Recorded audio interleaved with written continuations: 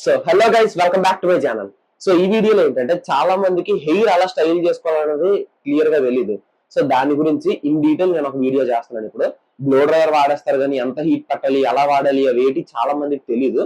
So ఈ వీడియోలో నేను దాని గురించి క్లియర్ గా చెప్తాను మీకు. Okay, let's start the video.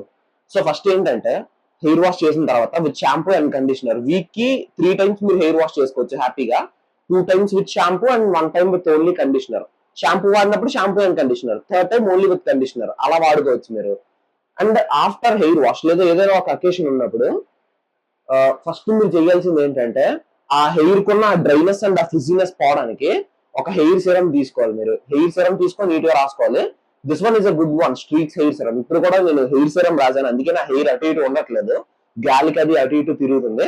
So you can use this one. I'm personally using this. This is not a promotion or anything, అంటే మనకు ప్రమోషన్ చేసిన సబ్స్క్రైబర్స్ కూడా లేరు అనుకోండి. Okay, secondary I'm using this one.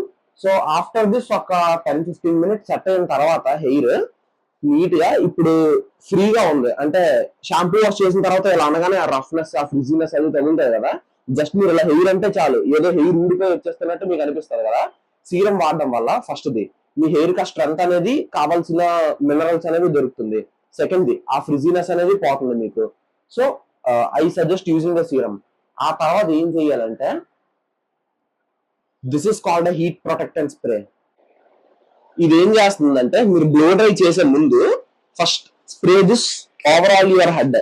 So that ఏంటంటే blow dry చేసినప్పుడు ఆ heat అనేది హెయిర్ మీద డైరెక్ట్ గా పడుతుంది కదా. ఉండేదే మన ఫుడ్ డైట్ వల్ల కొద్దో గొప్ప కొంచెం హెయిర్, మీరు ఆ హెయిర్ కొంచెం కూడా జాగ్రత్త తీసుకోకుండా వ్యాక్స్లు పెడితే వ్యాక్స్లు, జెల్ పెడితే జెల్. అండ్ ఇంకోటి, మీరు వ్యాక్స్ అయినా వాడండి కానీ జెల్ ఎట్టి పరిస్థితుల్లో కూడా వాడదు. జెల్ వాడారా వారం రోజుల్లో మీ హెయిర్ అంతా ఊడిపోద్ది, నాది గ్యారంటీ. వ్యాక్స్ ఇంకా కొద్దో గొప్ప బెటర్, కానీ జెల్ మాత్రం అస్సలు ప్రిఫర్ చేయొద్దు. అండ్ వీలైతే నేను చెప్పినట్టు రెడీ అవడానికి ట్రై చేయండి. అండ్ ఇది డైలీ ఇలా రెడీ అవడానికి కాదు, ఏదో ఒక అకేషన్ ఉన్నప్పుడు మాత్రమే ఇలా రెడీ అవ్వండి.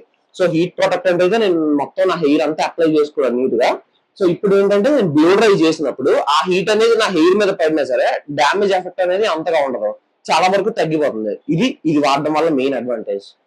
ఓకే, హీట్ ప్రొటెక్టెంట్ స్ప్రే అని మీరు ఫ్లిప్కార్ట్ లో కానీ గూగుల్లో కానీ ఎక్కడ కొన్నా సరే మీ బడ్జెట్ లో ఏదొస్తే అది తీసుకోండి. ముందు నేను ట్రెస్మీ షాంపూ వాడేవాడిని, అప్పుడు తీసుకున్నాను, పెద్ద బాటిల్ కదా ఇంకా వచ్చింది ఇది.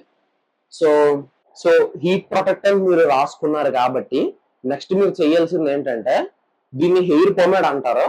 నేను వ్యాక్స్ వాడితే పౌడర్ వ్యాక్స్ వాడతాను. పౌడర్ వ్యాక్స్ కూడా ఇలా హెయిర్ మీద నేను అప్లై చేసుకోను, నీట్ గా చేతిలో అప్లై చేసుకొని I apply that.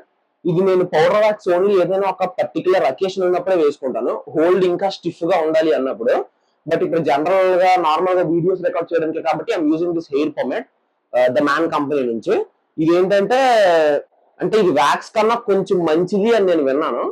So that's why I'm using this. Neat గా ఇది గుడ్ అమౌంట్ ఆఫ్ తీసుకొని అలా హ్యాండ్స్ కి రాసుకొని రూట్స్ దాకా వెళ్లకుండా, యాక్చువల్లీ రూట్స్ వరకు వెళ్తేనే ఈ కెమికల్స్ అన్ని మీకు ఆ ఎఫెక్ట్ అనేది చూపిస్తుంది. రూట్స్ వరకు వెళ్లకుండా జస్ట్ పై పైన ఇలా అప్లై చేసుకుంటే సరిపోతుంది. ఓకే, సో నెక్స్ట్ మీరు వాడాల్సింది బ్లో డ్రైయర్. బ్లో డ్రైయర్ మీరు ఎలాంటివి తీసుకోవద్దు, నేను బడ్జెట్ తక్కువలో వచ్చిందని తీసుకున్న చాలా బాధపడ్డాను.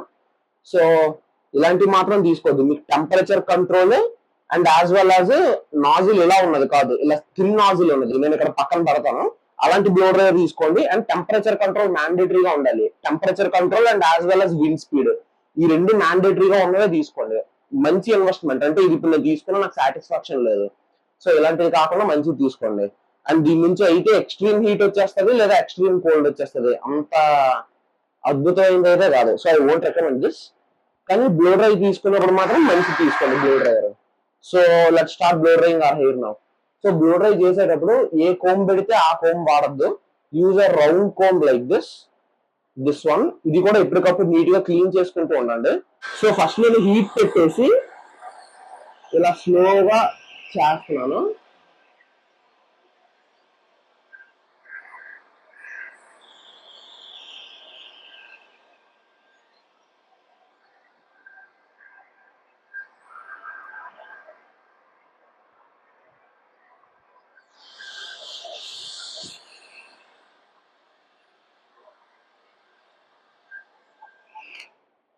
ఓకే, నేను ఎక్కువసేపు బ్లో డ్రై చేసుకోను, కొంచెం సేపు మాత్రమే బ్లో డ్రై చేసుకుంటాను. ఇప్పుడు మీరు చూసినట్టయితే ఆ స్టిఫ్ కైండ్ ఆఫ్ ఫోల్డ్ అనేది వచ్చింది. ఇప్పుడు నేను ఏం చేస్తానంటే మళ్ళా కోమ్ పెట్టను, జస్ట్ హ్యాండ్స్ తో అంటే కోమ్ తో దువ్వినట్టు ఆ మార్క్స్ కాకుండా రఫ్ గా హెయిర్ సెట్ అయినట్టు ఇలా మార్క్స్ పెట్టుకుంటాను నేను అంతే.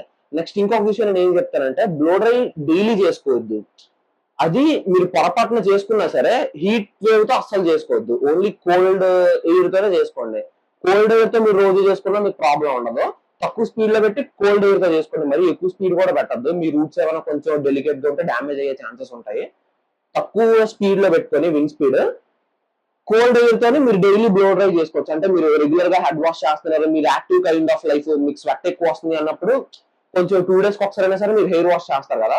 సో అలాంటప్పుడు ఏంటంటే తడి హెయిర్ ఉండడం వల్ల కూడా మీకు కోల్డ్ కానీ అలాంటివి ఏమైనా వచ్చే ఛాన్సెస్ ఉంటాయి. కోల్డ్ ఎయిర్ పెట్టి బ్లో డ్రై చేసుకోండి, హీట్ ఎయిర్ అయితే పెట్టి చేయొద్దు.